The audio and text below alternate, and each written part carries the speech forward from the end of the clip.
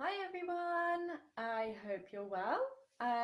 It's raining today, so I thought I'd do a little video today on threshold and what that is exactly. It's something I talk about quite a lot on my appointments, on my one-to-one training with people. And it is basically what when a dog moves from one emotional state to another that causes a negative effect. So if you've ever had a dog that barks and lunges at other dogs, or is calm and collected, and suddenly it sees a cat and it starts pulling on the lead and trying to get the cat, that is when the dog crosses the threshold. So it's a term commonly used with anxious and reactive dogs, but it's also a equally as important in puppy training, because puppies are very sensitive, especially at a young age, and they can go over threshold very quickly.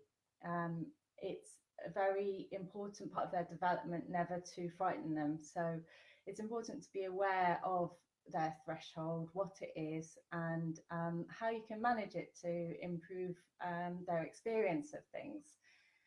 So things to look for when a dog is under threshold is usually relaxed body language.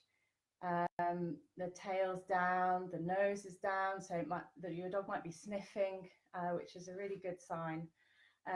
It's calm, collected, and it's responsive to you, the owner. So if you're asking the dog to sit or listen to you, it's happy to do what you say, and maybe provide some eye contact as well.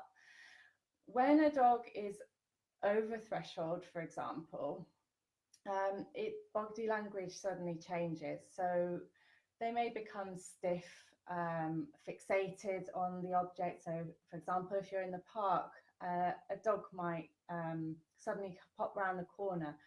Your dog might become quite aware of the presence of the other dog, which is the trigger.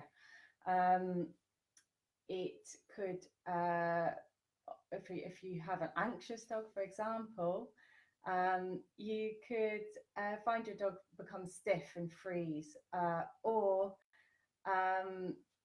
it may try and run away. So if you've tried to meet another dog in the park, for example, and your dog's not comfortable with that, they might move away and try and pull you back. So these are all signs that I teach owners to look for when working with the dog. It also, a very common one is it won't take treats. The one thing I get commonly asked is, I don't understand why my dog, it listens to me and takes treats in the house, and as soon as I go in the park, it just won't listen and it won't take any treats. Even when I've cooked the best liver or sausage, it just won't take it from me. So these are all signs that you're working your dog over threshold. It's basically unresponsive. So as trainers, we try and always work dogs under threshold. There's a very fine line when your dog is at threshold, and we never want to cross it. It's like someone say, if you're late for a meeting, for example, and someone says, oh, can you just do this? Can you just hang on a sec? All you can think about is that meeting that you're late for. You can't really concentrate on what that person is saying in front of you. So the reason we teach dogs under threshold is so that they are responsive to us, and their emotional state is much calmer. So they listen, and they're responsive to the training. So how can I help as a trainer? So as a trainer, I explain to owners what the threshold is in more detail, so that they've got an awareness of what it is. Then I help educate them to condition the dog to accept higher levels of the stimulus before it reacts. So we gradually build up the stimulus, working always under threshold, until the dog has a tolerance effectively to the stimulus or the trigger. It's very difficult sometimes because with reactive dogs, they have so often they have several triggers, so you could be working with 6 or 7 different triggers at once, and therefore it's vital that owners are aware of what their own dog's threshold levels are. It's also environmental, so it could be, it changes all the time, and that's what's so hard about working under threshold, is that it could depend on how the dog feels that day. So if that dog's had a very stressful day, and in the afternoon, for example, it is exposed to one of its triggers, it won't take much for that dog to be over threshold. But if the dog has had a very calm and relaxing day with no stresses, no triggers, then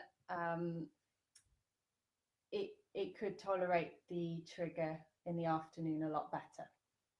So if you have a dog that you find barks and lunges at things or reacts in any way, do comment in the thread below what you're struggling with, and perhaps I can help. I can help explain things and teach you a few techniques that we use. A couple of techniques we use as trainers are desensitization and counter conditioning, and this is really dealing with the emotions of the dog at the time. So with desensitization, we effectively change the dog's emotion so that it's not hyper aroused or overexcited, but it's also not fearful.